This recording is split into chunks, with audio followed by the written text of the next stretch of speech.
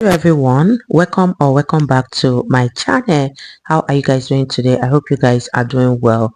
So this video is from Thomas Sowell and it's titled DEI programs. Thomas Sowell said this 45 years ago and no one listened to him. You guys, I'm excited for this and let's check this video out. Unless these things were available to all children, then equality of opportunity was merely a mockery.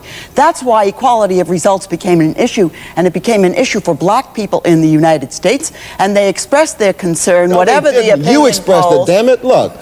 No, they did not. They did not. They expressed, Francis, finish it and then reply. they expressed their will by their extraordinary participation in a protest movement that began in the late 1950s and didn't end until I the have 1960s. never. Intellectuals were not in that protest movement. You want me to Black answer or do you want to keep people were on? in that protest. You want me to answer? I Yes. finished. Good.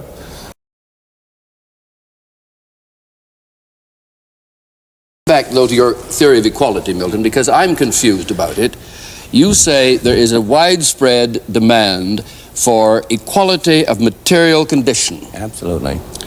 Now, I don't know of a political party in a democracy that advocates that kind of equality. Well, I look at I challenge you to name one, a major party in a democracy which is advocating the kind of equality you've presented as a major threat to freedom. I'm perfectly willing to take your Labor Party.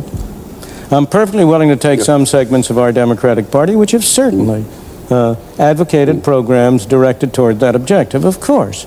In the practical political structure of democracies, and there's no question but what Britain, like the United States, is fundamentally a democracy and among the freest nations in the world, despite the growth of intervention.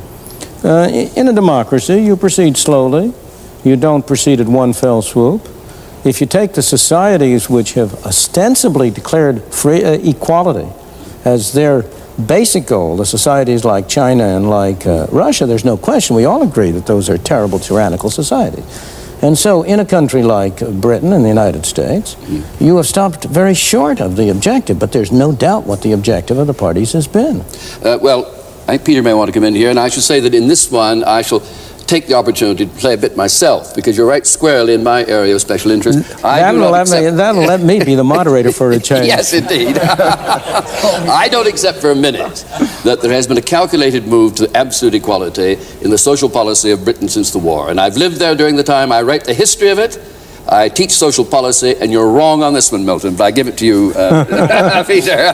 Well, I think Milton That's what's known as a 1-2. Yes. Milton is still equivocating as to whether he is attacking the idea of absolute equality, in which case his examples of the Labour Party, his examples of some sections of the Democratic Party just don't stand up, or whether he is maintaining the proposition that any concern to reduce inequalities of result, of outcome, not of opportunity, but of result, is wrong. Now, if he is saying the second, it seems to me that arguments that he's made don't tend to show that result. It is perfect. Well, just let me finish, because we let you finish. Okay.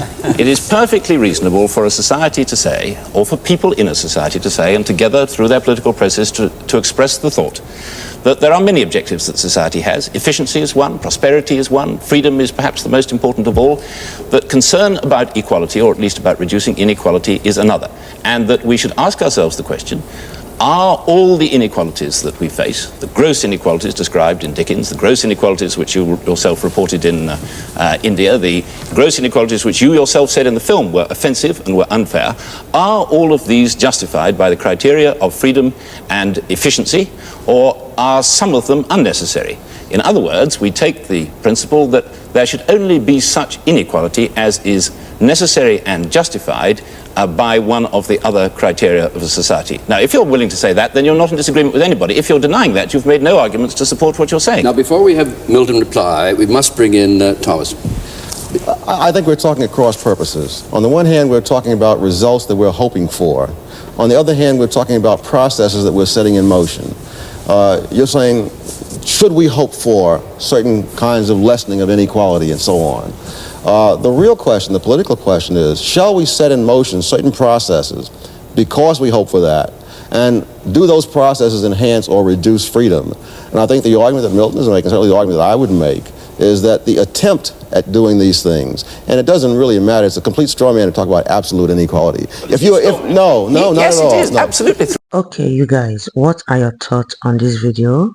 I love this video so much, and One thing I have come to realize is that government interventions sometimes doesn't always work out, because taking from one group and handling it over to another is not always the best. And I don't know if I would say Thomas Sowell is a prophet, because almost all of the things he talked about 45 years ago are happening today.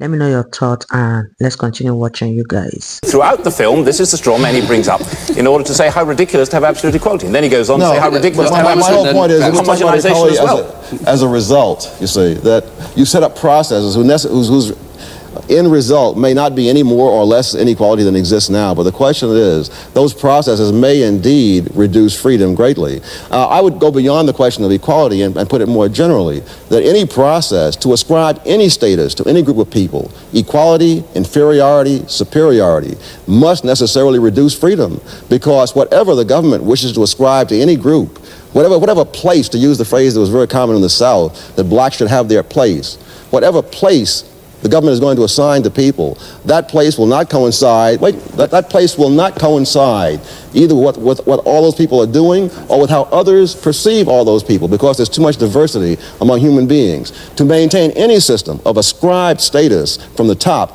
is going to mean reducing people's freedom across the spectrum. That's the point. People have an ascribed status. It isn't as if government, by its intervention, creates it. People are born into this world in a given sector of a society, and many, many of them are born at the bottom of the society. The argument about equality of results was an argument that was linked to equality of opportunity.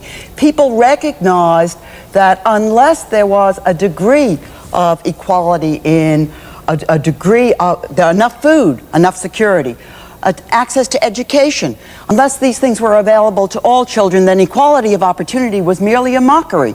That's why equality of results became an issue, and it became an issue for black people in the United States, and they expressed their concern, No, whatever the opinion You expressed polls, it, damn it. Look. No, they did not. They did not. They Damn it. expressed Francis, finish it and then reply. They expressed their will by their extraordinary participation in a protest movement that began in the late 1950s and didn't end until I the have 1960s. never. Intellectuals were not in that protest movement. You want me to Black answer or do you want to keep people were on? in that protest. Do you want me to answer? I Yes. finished. Good.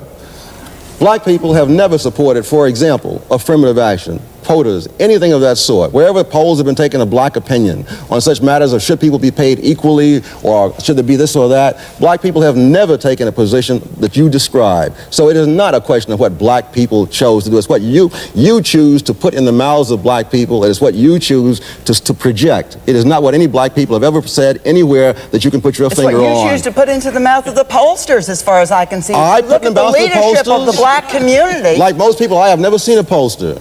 If you look at the leadership of the black... Those parts of the non-capitalist world in which the capitalist system has penetrated are typically higher income places than those parts where they haven't. Are you talking in any kind of testable hypothesis, or is it just axiomatic that it's so? Because the studies that I've seen indicate that those countries where capitalists have never gone near them are poorer than they've ever been. They were poor before the capitalists got there, they were poor while the capitalists were there, and they're poor after the capitalists have left. Measures of wealth are not measures I have of the no- wealth of a people. They are measures, rather, of gross national product. Give me which your reflect- measures then. Which reflect, as in the case of Chile, which you don't want us to discuss, which reflect the great advances that have been made by the middle classes and the upper classes in Chile as of this date. Guys, what are your thoughts on this video? And one thing I have come to understand is that those who value equality over freedom will get neither of them at the end of the day. So it's either you are free or you are equal, and even if everyone has equal opportunity, one thing that places you above others is if you are qualified or merit a particular position.